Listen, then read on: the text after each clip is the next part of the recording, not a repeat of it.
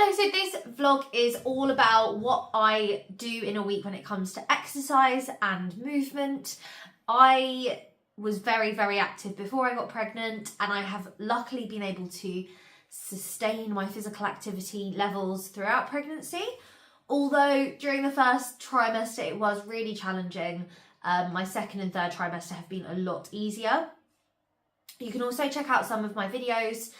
I have a fitness planning for 2025 vlog, and I also have a CrossFit competition that I did whilst pregnant. So go and check those out if you're really interested in fitness. Otherwise, stay tuned for this video, which is just me going through my weekly exercise regime in my early third trimester.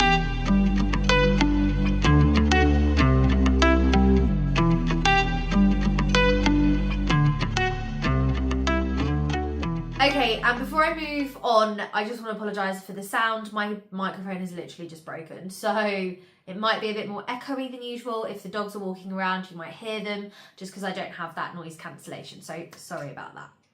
So something that I do every single day is walk. Now, I am really lucky. I have two dogs, which you can probably hear in the background, and well, I have one dog, but I currently have two dogs with me, and I often am with another dog, whether I'm dog sitting or just with friends who have dogs, and as a result of that, I do lots of walking. I also live in the countryside, so walking is a really enjoyable experience for me, not only for my physical health, but for my mental health, and it's been an absolute lifesaver during my pregnancy. So I walk for about an hour a day. Now, I sometimes do get a bit lazy, and it will probably end up being 45 minutes if I don't feel like it, if the weather's really rubbish, if it's really dark, yada, yada, yada, excuse. But most of the time I am hitting an hour of outdoor walking, purposeful walking, and that is on top of my kind of day-to-day movement. Sometimes if I'm feeling really active and motivated, I will do an hour and a half to 2 hours. For example, this Monday I did do, I think, minimum 2 hour walk with the dogs. I came back and I was exhausted. So that's something that I've learned during pregnancy, is usually after 2 hour walk. Before being pregnant, it wasn't as tough, but it does really wipe me out now. But I like it. It makes me feel like I've done something. It makes me feel like I've exercised, and it makes me feel like I've done a workout. So one of the main reasons why I love walking is because I absolutely love the fact that I'm working my muscles, especially my legs and my lower back and my glutes. So there's an element of endurance training when it comes to walking. I found that during pregnancy, especially when it comes to blood flow and blood circulation, walking has been really, really beneficial to help prevent swelling and inflammation in the legs. Sometimes you see people with really puffy legs. This is something that maybe won't get rid of it, but it will also almost definitely help with the swelling. I also find that when I go for a walk, it massively boosts my energy levels. It's such a crucial part of my day, and if I don't walk, I do feel like I've really missed something, or I just don't feel like I've accomplished as much as I should have if I don't walk. If I don't walk. So maintaining my body fat percentage has been really important to me. I love food, and something I really didn't want to happen to me was to get increased body fat percentage whilst pregnant. I actually haven't. I've maintained and sometimes lost body fat, which is absolutely fine and absolutely safe during pregnancy, as long as it's not drastic. So if it is drastic, there's probably some sort of underlining ongoing issue. So please don't just think that that's okay. But for me, the reason I've lost a little bit of weight is because I have been throwing up and I've had gallstone problems. So as a result of that, my diet has had to change from a high fat diet to a more carb focused diet. And although I think now it's balancing out, before I had lost a little bit of body fat. So maintaining my weight, and I hate saying weight because I don't really care about my weight, but like my physical body fat percentage is what's really important to me, and being able to maintain that has been really good, and walking has massively helped with that.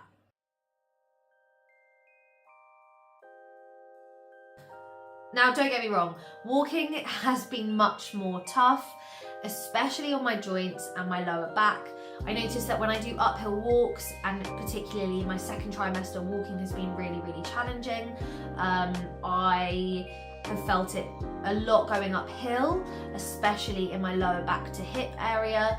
And I found that stretching has really relieved some of that stiffness and tension.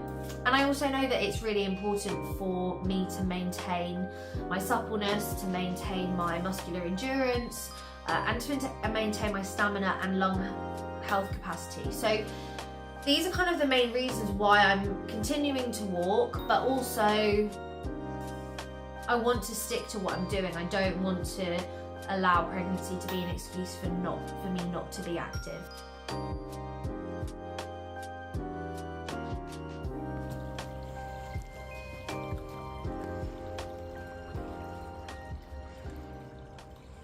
Now, from a pregnancy perspective, there are so many benefits to regular walking. There is improved speed of labour. There's also reduced risk of developing gestational diabetes. There is also promoting better sleep during pregnancy, which is so important. And also just being able to encourage positive baby positioning. So like if you're in breech, or if your baby's breech, then one of the things I do recommend is walking and exercise. So I think I haven't struggled with baby being in breech. Whenever I'm checked, the baby's in a good position. And I do really put this down to all the exercise that I'm doing.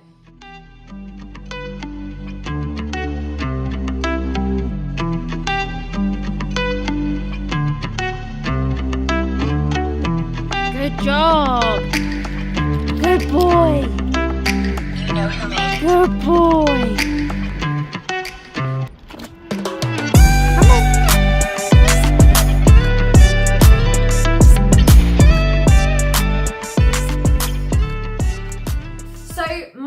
Tuesdays, I don't actually do any strength training because I'm so busy. So I do make an effort to do lots more walking on Mondays and Tuesdays, and Wednesdays, Thursdays, Fridays, Saturdays and Sundays. If I can get to the gym on at least 3 to 4 of those days, I will.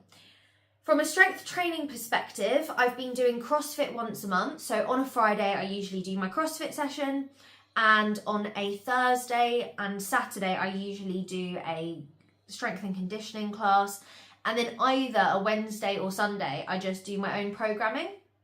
Now, I had this amazing idea of doing this whole program that I planned for my pregnancy from a strength training perspective, but I haven't been able to stick to that as much as I'd like, just because of motivation levels. I love turning up to the gym and getting there and somebody telling me what to do. I do not want to have to think and follow a paper program or a digital program of telling me like 10 reps of overhead squats or bench press for this many sets or whatever it is, just because every day you're in a different mood. And I could turn up to the gym and be like, I just really want to lift heavy things, and my program could be like lightweight, or it could be like high repetitions or whatever it is, and it doesn't match my mood. So that I do find really, really challenging. I do aim to strength train 3 times a week during my pregnancy. So on top of the daily walking, I'm strength training every 3 to 4, at least 3 to 4 times a week. I'm also doing barbell work. So if you don't know what I mean by barbell work, it's basically where I lift heavy weights attached to a barbell. And that could be things like powerlifting. So I could be doing snatches, clean and jerks, cleans, anything like that. And then I also top that up with some stretching. So although I've been really rubbish this week at stretching, I have been stretching about 2 to 3 times a week. Before, in my second trimester, I was doing pregnancy yoga. So I did a 6-week pregnancy yoga course, which was really nice because it meant that at least once a week I was doing some mobility training. Other than that, I usually just kind of stick myself in front of the sofa, get my mat out, and do some pregnancy birth position practice. Now, I do actually have a YouTube video showing you those stretches, so if you're interested in that, please go and check that out.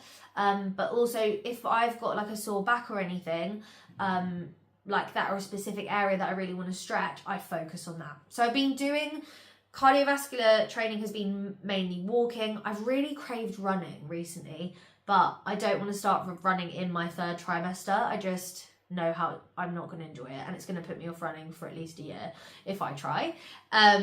My strength training 3 to 4 times a week, including barbell and CrossFit, and then my stretching and mobility. And that's been something that I haven't been very good at pre-pregnancy, but have been good at because I have the motivation of the fact that I'm going to give birth and I need to be able to hold certain positions, and I want those positions to be comfortable for me. And I know that from an anatomical perspective, when we're opening up our pelvis, what that should look like and what positions optimize an open pelvis. And one of them is where your knees are more narrow than your heels, so you want like feet out, knees in.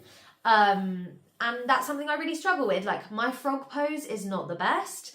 I have really tight hips and I want to loosen them off so that when I am in labour, if I want to get in certain positions, I can, and I'm not worried about it being really uncomfortable and messing up my hips.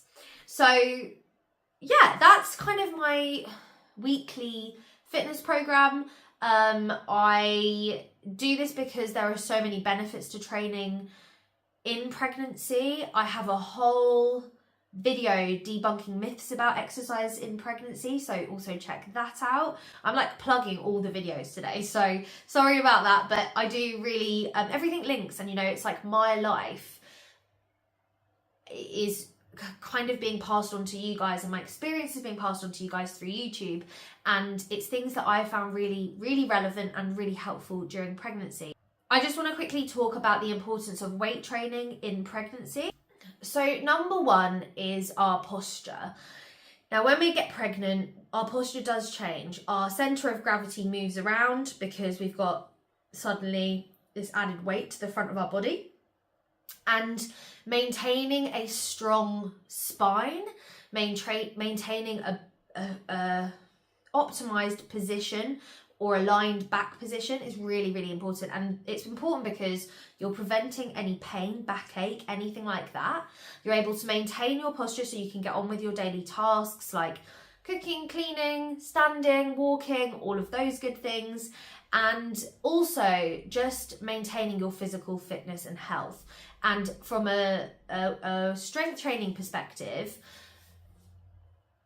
the stronger you are, the easier your life is, the easier doing certain things can be, the easier pregnancy is. You know, like sometimes people really struggle with like just getting to the floor when they're pregnant. I don't struggle with that as much as other people, because I'm staying strong, I'm staying mobile, and I know that it's all down to all the training that I'm doing. I've also noticed that my balance has been massively impacted since being pregnant. Now, I'm putting this down to the fact that my centre of gravity has moved, and I'm just not used to that, and I'm getting used to the different positions that I need to be in to maintain my balance and stability. By doing this strength training, I'm enabling my abdominal muscles and my back muscles to keep, it's all linking back to posture really, but to keep me strong so that I am as stable and upright as possible. It's also helping me with things like hip stability. So by doing strength training, I'm keeping my hips stable, avoiding any injuries. Some people have pelvic injuries when they're pregnant. Maybe if they like trip over something, or they find that they're sitting in an awkward position and it impacts their pelvis. But if you've got those muscles around that supporting that area, you're a lot less likely to do kind of like some more severe damage. As I've really touched on this before, I won't go into too much detail, but strength training and all the evidence around strength training in pregnancy supports an improved labour and delivery experience. Now, I'm really excited about giving birth. I know that sounds really strange, but I am really excited to go through that whole experience and do something brand new and learn what my body is capable of. And I know that by strength training, I am going to optimize that experience. So let's say you're training for a golf competition, or you're training for a weightlifting competition or something like that. You spend months and months and months and months building up to that one moment. that really, really short period of time, maybe that day. And that's what birth is about, you know, like you're training your body to be able to literally push a child out, push a baby out of your vagina. And that's my approach and perception of weight training, specifically around labour and delivery. Strength training also helps with postpartum, and it enables you to have a quicker recovery. So by doing all of these things, I'm able to recover quicker. I'm able to spend time with my baby and not have to be looked after as much as maybe somebody who hasn't been very active or fit during their pregnancy. So that's another reason, is like I want to enjoy the recovery. I want to enjoy that process, and that's really important to me. I've also got my mental well-being now. My mental well-being has massively suffered and been affected during my pregnancy. And without walking, I think walking's been one of the biggest things for me. But walking and all the weight training and the stretching, it's really helped me with maintaining calm. So, yeah. And then finally, weight training is also good for helping prevent gestational diabetes. So just please be aware of that. Like, gestational diabetes can just happen to anyone for any reason, but a lot of the time there are things that we can do to prevent it from happening, like exercise and eating well. So I hope you've enjoyed my vlog all about what I do during the week to train and exercise my body. I have covered my cardiovascular fitness, I've covered my strength training, and I've covered my mobility elements of what I'm doing to keep myself flexible and mobile during pregnancy. If you have really liked this episode, then please, episode again, I keep saying that's because I hosted a podcast. If you've liked this video, then please subscribe. All my videos are about me, my lifestyle, and at this moment in time, my pregnancy lifestyle and what I'm doing throughout pregnancy to just enjoy my life as somebody who is in their late 20s, as somebody who has always had really high ambitions when it comes to a career and having to really reframe my future. So I hope you've enjoyed that, and don't forget to like, and if you have any requests for anything, please let me know.